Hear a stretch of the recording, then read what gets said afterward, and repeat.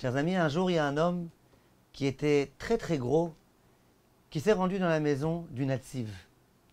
Le Natsiv, bien évidemment, l'a accueilli très gentiment et lui a dit « Vas-y, tu peux t'asseoir sur la chaise ».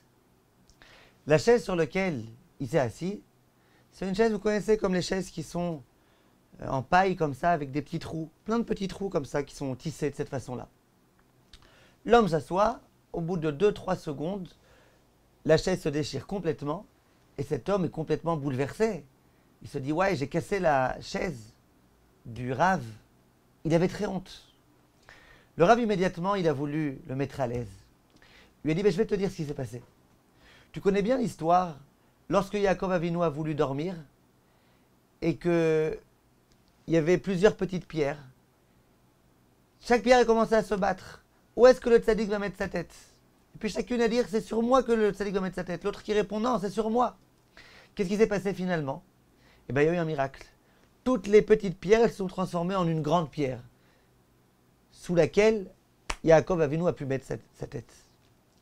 Dit le Rav à cet homme-là, et bien là, c'est exactement pareil. Chaque petit trou a commencé à se disputer. C'est sur moi que ce tzaddik va poser son corps. L'autre disait sur moi que le tzaddik va poser son corps. Et puis elles se sont toutes disputées. Finalement, il y a eu un miracle. Tous les petits trous ils se sont transformés en un grand trou. Et c'est la raison pour laquelle tu es tombé.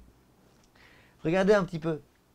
Au lieu de commencer à réfléchir qui va devoir payer, qui va devoir pas payer, comment faire, le Rav immédiatement, avec son intelligence, il a réussi à trouver une explication rassurante pour dire au Rav, pour dire à cet homme-là, regarde, t'es un tzaddik, et puis les trous, ils ont tous voulu se disputer.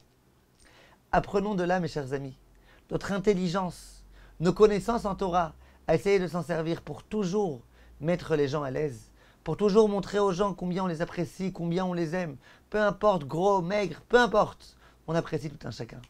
Comme tous mes chers amis, à bientôt.